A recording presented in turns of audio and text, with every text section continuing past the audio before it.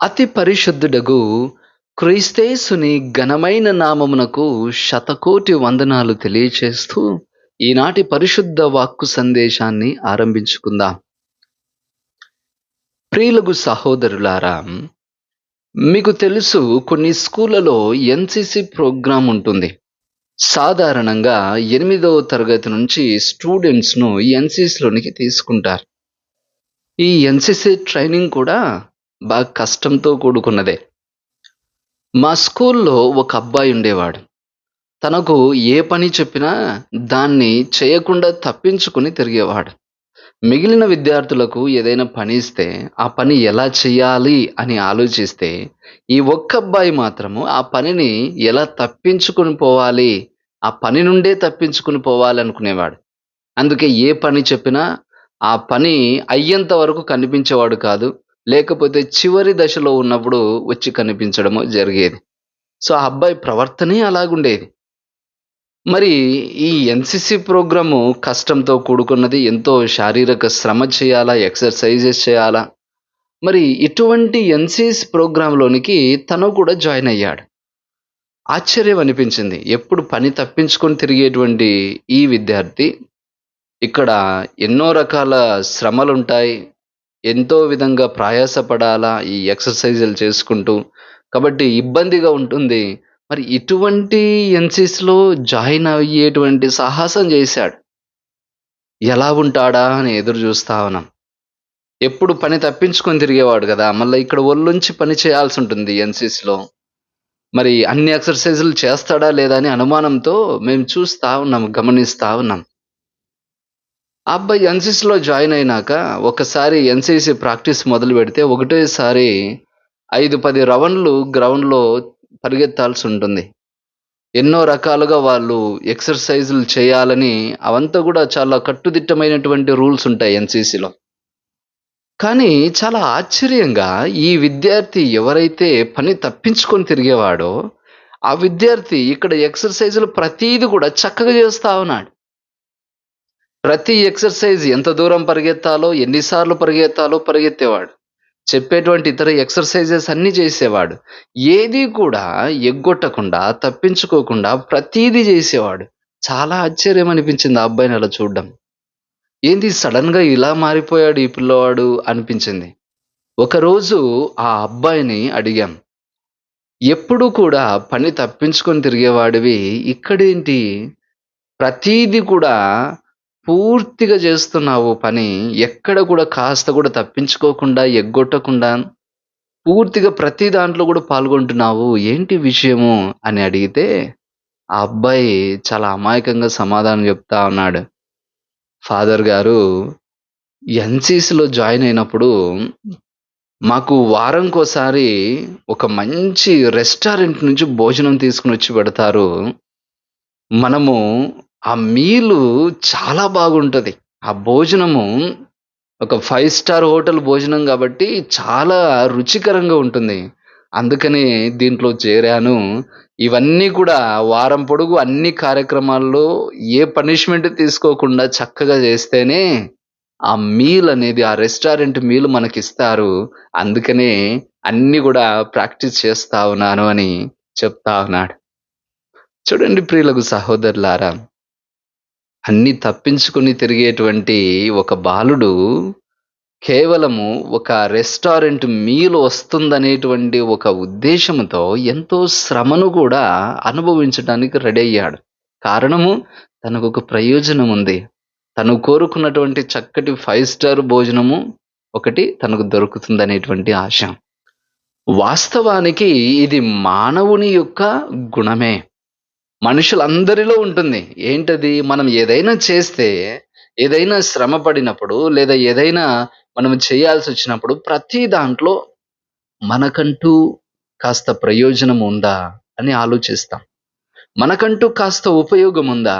మనకు ఏదో ఒక ప్రయోజనం గాని, ఉపయోగం గాని లేకపోతే అటువంటి పనిని మనం చేయడానికి ఇష్టపడం. చిన్న వయస్సు కలిగినటువంటి ఒక అబ్బాయి నుండి వృద్ధుడైనటువంటి ప్రతి ఒక్కరి వరకు కూడా ఇటువంటి ఒక ప్రయోజనాన్ని మనం కోరుకుంటాం. మనం చేసే పనులకు ఖచ్చితంగా ప్రతిఫలం ఒకటి ఉంటే బాగుంటుంది అని మనం కోరుకుంటాం. మరి ప్రియులకు సహోదరులారా, ఇటువంటి ఒక ప్రతిఫలమును గురించే మనము ఈనాటి సువిశేషంలో మాట్లాడుతూ ఉన్నాం. ప్రభువు ఇటువంటి ఒక ప్రతిఫలము పొందేటువంటి విధానమును మనకు తెలియచేస్తూ ఉన్నాడు. కానీ ఈ విధానము దేవుని సేవ విషయమును బట్టి మాట్లాడుతూ ఉన్నాడు. దైవ సేవకులు ఈ జీవితములో ఉండి ప్రయాసపడినప్పుడు వారు పొందుకునేటువంటి ప్రతిఫలము, దైవ సేవకులను ఆదరించటం ద్వారా మనం పొందుకునేటువంటి ప్రతిఫలము ఇక్కడ మనకు ప్రభువు తెలియజేస్తా ఉన్నాడు. చాలామంది అనుకోవచ్చు, ఇదిగో దేవుని సేవకులను ఆదరించడం ద్వారా నాకేం ఉపయోగముంది? వాస్తవమే. మనం ఎప్పుడు కూడా ఉపయోగం లేకుండా ఏది చెయ్యం. కాబట్టి సహజంగానే ఇటువంటి ఒక ఆలోచన అనేది మనకొస్తుంది. వారిని మనము ఆదరించడం ద్వారా, వారికి మనం ఆతిథ్యం ఇవ్వడం ద్వారా మనకేం ప్రయోజనం కలుగుతుంది అని. మరి తన సేవకులను ఆదరిస్తే ఏం జరుగుతుందని ప్రభువు మనకు తెలియజేస్తా ఉన్నాడు. మత్తయి శుభవార్త 10వ అధ్యాయము 40వ వచనము.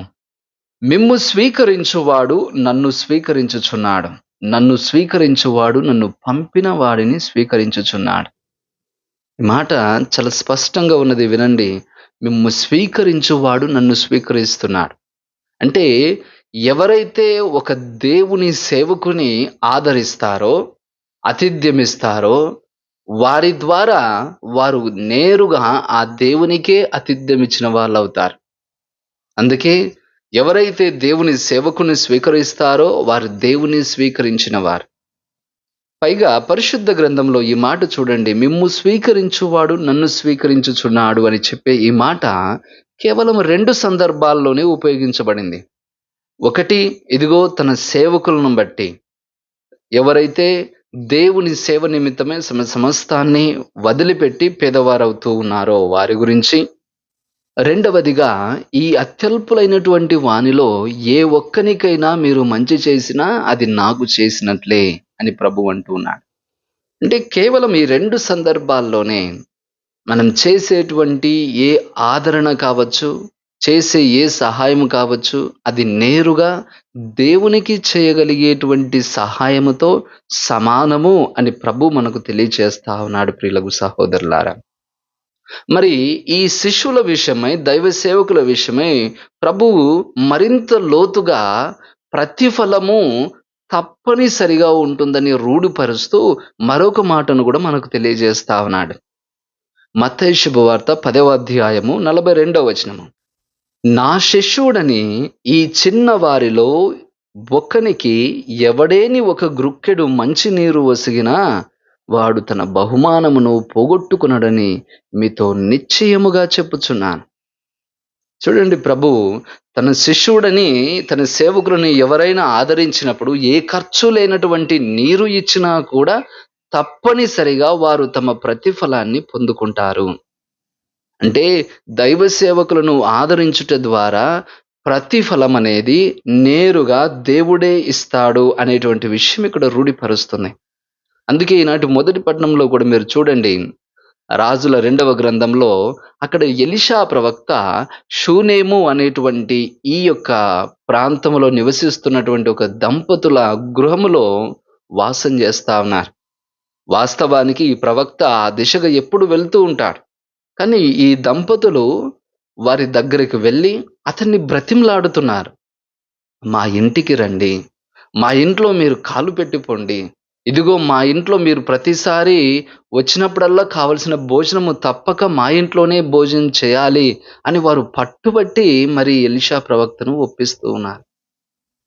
అతడు అనేక సార్లు ఆ దిశగా వెళ్ళినప్పుడు అక్కడ భోజనం చేసుకుని వెళ్తూ ఉన్నాడు కాబట్టి మరి ఎండైనా వర్షమైనా తినేసి వెళ్ళిపోతాడు అతడు. మరి అలాంటి పరిస్థితుల్లో అతడు కాస్త సేద తీరడానికి ఒక నివాసాన్ని, ఒక రూమ్‌ని ఏర్పాటు చేయాలని వారు ప్రయత్నం చేస్తా ఉన్నారు. కాబట్టి ఇద్దరు భార్యాభర్తలు అనుకుంటూ ఉన్నారు, ఇతడు దైవ మనుజుడు కాబట్టి ఇతడు సేద తీరడానికంటూ ఒక రూమ్‌ని ఏర్పాటు చేస్తామని ఏర్పాటు చేసి ఎలీషా ప్రవక్తకి ఇస్తూ ఉన్నారు.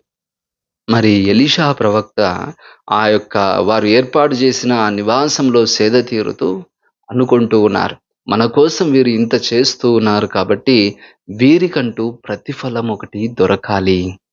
మరి ఎటువంటి సహాయము చేద్దామనే ఆలోచనలో పడుతూ ఉండగా, ఇదిగో వారు వృద్ధాప్యమందు ప్రవేశించినప్పటికీ కూడా వారికి సంతాన ఫలము కలగలేదు అనేటువంటి విషయం వారు తెలుసుకుంటున్నారు. అందుకని ఎంత ధనమిచ్చినా సంపాదించుకోలేనటువంటి ఒక వరాన్ని, ఒక బహుమానాన్ని వారు పొందుకుంటున్నారు. అదే సంతాన ఫలము. ఇదిగో ఒక్క సంవత్సరం తిరిగేసరికి నీ చంకన బిడ్డడు ఉంటాడు అనేటువంటి ఒక ఆశీర్వాదాన్ని వారు ఇచ్చి వెళ్తూ ఉన్నారు. ప్రవక్త చెప్పినట్టుగానే వారు ఆ యొక్క సంతాన ఫలాన్ని పొందుకున్నారు. అంటే ఏ ధనము కొనలేనటువంటి ఒక ఆశీర్వాదము వారు పొందుకున్నారు. దైవ సేవకులను ఆదరించుట ద్వారా ఇటువంటి కృపనే మనం పొందుకుంటాం.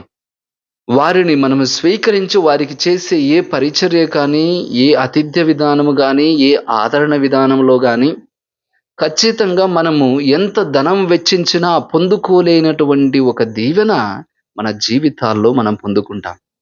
అటువంటి ఒక గొప్ప ఆశీర్వాదము దేవుడు మన కోసం ఏర్పాటు చేశాడు. కేవలము ఈ దేవుని సేవకులను ఆదరించుట ద్వారా. మరి మనం అనుకోవచ్చు, ఈ యొక్క బహుమానము, ఈ దీవెన ఈ దేవ సేవకులలో యొక్క గొప్పతనం ద్వారా వస్తుంది అని అనుకుంటే మీరు పొరపాటు పడినట్లే. దైవ సేవకులు అందరి వలె అయోగ్యమైనటువంటి వారే. కాకపోతే వారు ఎవరి కోసము తమ జీవితాన్ని త్యాగం చేశారో ఆ దేవుని యొక్క గొప్పతనము వలన మీరు ఈ ఆశీర్వాదం పొందుకుంటారు. ఈ దైవ సేవకులు ఈ గొప్ప దేవుని పక్షంన నుండడానికి వారు ఎంతగానో తమ జీవితాలను పణంగబెట్టి ఉన్నారు. అందుకనే వారి జీవన విధానాన్ని బట్టి ప్రభువు కొన్ని ముఖ్యమైనటువంటి నియమావళిని వారి జీవితానికి ఏర్పాటు చేశారు. ఆ నియమావళి వారు తప్పక పాటించాలి, ఆచరించాలి, వారి జీవన విధానంలో నిరూపించుకోవాలి. మరి ఏంటి ఆ దైవ నియమావళి? దేవుడు తన యొక్క సేవకుల నిమిత్తమై ఏర్పాటు చేసినటువంటి విధానం ఏంటి అని ఆలోచన చేస్తే, ఇదిగో ప్రభువు తెలియచేస్తూ ఉన్నాడు తన యొక్క శిష్యులను బట్టి. మత్తయి శుభవార్త 10వ అధ్యాయము 37వ వచనము. తన తండ్రిని లేదా తల్లిని నాకంటే మిన్నగా ప్రేమించువాడు నాకు యోగ్యుడు కాదు. తన కుమారుని లేక కుమార్తెను నాకంటే మిన్నగా ప్రేమించువాడు నాకు యోగ్యుడు కాదు. ప్రభువు ఎంత చక్కగా తెలియచేయుచున్నాడు చూడండి. ఈ మాటల్లోని భావాన్ని కొంతమంది తప్పుగా కూడా అర్థం చేసుకోవచ్చు. అది ఎలాగు అనంటే, ఇదిగో నేను నా తల్లిదండ్రులను లేదా నా తోబుట్టువులను ఎవరిని కూడా నేను ప్రేమించకూడదు, కేవలము దేవుని మాత్రమే ప్రేమించాలి అనేటువంటి అపోహలో కొంతమంది ఉంటారు. కానీ వాస్తవానికి ప్రభువు చెప్పినటువంటి భావము ఇటువంటిది కాదు. ప్రభువు నీ తల్లిదండ్రులను ప్రేమించు, నీ తోటి వారిని కూడా ప్రేమించు అని తెలియచేస్తూ ఉన్నాడు. కాకపోతే ఇక్కడ మనం అర్థం చేసుకోవాల్సిన విషయం ఏంటి అంటే, వీరందరికంటే ఎక్కువగా దేవుని ప్రేమించాలి. దైవ ప్రేమకు మొదటి స్థానం అనేది ఇక్కడ ఏర్పాటు చేయడం జరుగుతుంది. ప్రభువే తెలియచేస్తూ ఉన్నాడు కదా, ముఖ్యమైనటువంటి 2 ఆజ్ఞల గురించి ప్రస్తావన జరిగింది. ప్రభువే తెలియచేస్తూ ఉన్నాడు, నీ దేవుడైనటువంటి ప్రభువుని నీవు పూర్ణ ఆత్మతోనూ, పూర్ణ శక్తితోనూ, పూర్ణ మనస్సుతోనూ ప్రేమింపవలెను. అలాగే నిన్ను నువ్వు ప్రేమించుకున్నట్లే నీ తోటి వారిని ప్రేమించవలెను. అంటే దైవ ప్రేమ మొదటి స్థానంలోకి ఇస్తూనే మిగిలిన వారిని కూడా ప్రేమించాలని ప్రభు తెలియచేస్తా ఉన్నాడు. సో ఈ విధంగా దైవ ప్రేమకు ఎందుకు మొదటి స్థానం ఇస్తున్నాము? అన్నిటికీ మించి ఎక్కువగా దేవుని ఎందుకు ప్రేమించాలని తెలియచేస్తూ ఉన్నాము? ఎందుకంటే ఈ దైవ బంధం అనేది మనిషి జీవితంలో ఏర్పడేటువంటి ప్రథమ బంధం. ఈ లోకములో మనం చూసినట్లయితే మన బంధాలు ఎక్కడి నుంచి ప్రారంభమవుతాయి? మనము పుట్టుకతో ఈ బంధాలనేవి మొదలవుతాయి. కానీ ఈ పుట్టుకకు ముందే దేవుడు మనల్ని ఎరిగి ఉన్నాడు. అంటే మనము ఈ లోకములో తల్లి గర్భములో పడకముందే దేవుడు మనతో ఒక బాంధవ్యంలో ఉన్నాడు. కాబట్టి మనకు అన్ని బంధాల కంటే మొట్టమొదటిది ఈ దైవ బంధమే. అందుకే ఈ దైవ బంధమునకు మొదటి స్థానం ఉంటుంది. మిగిలిన అందరికంటే మిన్నగా దేవుని ప్రేమించుట మనం నేర్చుకోవాలి. కాబట్టి ప్రభువు ఈ నియమాన్ని మనకు జోడిస్తూ ఉన్నప్పుడు దైవ సేవకులుగా మనము తెలుసుకునేటువంటి అంశం ఏందో తెలుసా? ఈ లోకంలో ప్రతి దాని విలువ తెలుసుకోగలగాలి. మనం చూసేటువంటి వ్యక్తులు, వస్తువులు, సంపదలు వీటన్నిటికంటే విలువైనది మనకు దైవమే. దేవుడే మనకు విలువైన సంపద. దేవుడే మనకు కావలసినటువంటి సంపూర్ణమైనటువంటి పరిపూర్ణ ప్రేమకు నిదర్శనం. అందుకనే ఆ దైవ సేవకొచ్చేటువంటి ఒక బాలుడో, బాలికో తమ తల్లిదండ్రుల ప్రేమలో అల్లారు ముద్దుగా పెరిగినటువంటి వారే. ఒక్కసారిగా వారికి దూరం అవ్వడం అనేటువంటి విషయం జీర్ణించుకోవడం కూడా అంత సులభం కాదండి. దైవ సేవకులు కావాలంటే తల్లిదండ్రులను మరోమనో లేదా వారిని ద్వేషించమనో చెప్పలేదు. కానీ అక్కడ వారికంటే మిన్నగా క్రీస్తును ప్రేమించగలిగేటువంటి మనస్సును వారు సంపాదించుకోవాలి. అందుకే అప్పటి వరకు ఆ తల్లిదండ్రుల ప్రేమలో ఎంతో సంతోషకరంగా పెరిగినప్పటికీ కూడా అన్నింటిని త్యజించి వారు ఈ దైవ సేవలోనికి వస్తారు. కాబట్టి ఈ నియమముతో ఒక సేవకుడుగా మారాల్సినటువంటి ఒక వ్యక్తి కుటుంబము, సామాజిక హద్దులకు అతీతంగా వెళ్తా ఉన్నాడు. మరి ఎప్పుడైతే ఒక సేవకుడు తమ యొక్క సొంత వారిని అందరిని త్యజించి వారందరికంటే మిన్నగా దేవుని ప్రేమించటం మొదలుపెడతాడో, అప్పుడే అతని జీవితంలో రెండవ నియమం అనేది ఒకటి ఆచరింపవలసి ఉంటుంది. అది ఏంటి అంటే మత్తయి శుభవార్త 10వ అధ్యాయము 38వ వచనము. తన సిలువనెత్తుకొని నన్ను అనుసరింపని వాడు నాకు యోగ్యుడు కాదు. అంటే ప్రభువును అనుసరించేటువంటి వ్యక్తి ఆ సిలువనెత్తుకొని క్రీస్తునే అనుసరించడం నేర్చుకోవాల. ఇక్కడ సిలువనెత్తుకోవడం అంటే అతడు అనుభవించేటువంటి శ్రమలు అవ్వచ్చు, అతడు మోసేటువంటి బాధ్యతలు అవ్వచ్చు. ఇవి అతని జీవితంలో అనుగ్రహించబడతాయి. ఒక్కసారిగా దైవ సేవలో ఈ ప్రేమ నియమాన్ని మనము ఆచరిస్తూ ముందుకు వెళ్తూ ఉన్నప్పుడు దేవుడు మనకు ఈ బాధ్యతల యొక్క సిలువను కూడా మన జీవితంలో అందజేస్తూ ఉన్నారని మనకు అర్థమవుతూ ఉన్నది ప్రియులకు సహోదరులారా. ఈ నియమంలో కూడా 2 భాగాలున్నాయి. మొదటిది తన సిలువను ఎత్తుకొని, రెండవది క్రీస్తునే అనుసరించాల. ఈ సిలువను మోయడం అనేది ఒక భారకరమైన, బాధకరమైనటువంటి విషయం. ఇందులో అనేక సార్లు దైవ సేవకులు కూడా కొన్నిసార్లు తోట్రుల పడతారు. వెనుకబడేటువంటి అవకాశం ఉంది. లేదా ఈ బాధ్యతలను మోసుకుంటూ కూడా క్రీస్తు వెంబడి పోలేనటువంటి పరిస్థితుల్లో కొన్ని జీవితాలు మార్చబడతాయి.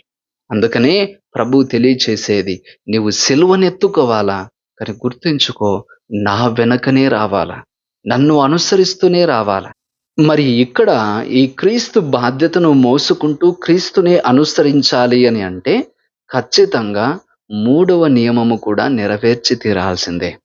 3వ నియమము ప్రభు అంటూ ఉన్నాడు మత్తయి శుభవార్త 10వ అధ్యాయము 39వ వచనము. తన ప్రాణమును దక్కించుకున యత్నించువాడు దానిని కోల్పోవును. నా కొరకు తన ప్రాణమును కోల్పోవాడు దానిని దక్కించుకొనును. ఈ నియమము మన ప్రాణానికి మించి క్రీస్తుకు విలువ ఇవ్వడాన్ని మనకు గుర్తు చేస్తా ఉంది. సాధారణంగా ఈ లోకంలో మనం ఎప్పుడు కూడా కొన్ని బంధాలకో లేదా ఐశ్వర్యానికో, పేరు ప్రఖ్యాతలకో, వస్తువులకో దాసోహం అయిపోతాం. ఏదో ఒకదానికి కొన్నిసార్లు బానిస అయిపోతాం, అడిక్ట్ అయిపోతాం. కానీ ఎన్నింటికి మనము బానిసమైనా, ఎన్ని అత్యాశలకు మనం లోనైనా, కానీ చివరికి మన ప్రాణ విషయానికి వచ్చినప్పుడు మాత్రము మనం తగ్గుతాం. ఒక్కసారి నా ప్రాణానికి హాని ఉంది అని అంటే మాత్రము ప్రాణం కాపాడుకోవడానికి ప్రయత్నిస్తామే గాని మిగిలిన ఎన్నింటి మీద ఆశ ఉన్నా వాటినన్నిటిని వదులుకుంటాం. ఇప్పుడు చూడండి, అనేకమైనటువంటి సంపదల కోసం, ఐశ్వర్య కోసం పాకులాడేటువంటి ఒక వ్యక్తి కూడా ఇప్పుడు తను ఉండేటువంటి ఇల్లు కూలిపోతుంది అని అంటే వెంటనే ప్రాణభయంతో బయటకు పరిగెత్తిపోతాం. అవునా కాదా? సో సాధారణంగా ప్రతి ఒక్కరి జీవితంలో కూడా ఇదే జరుగుతుంది.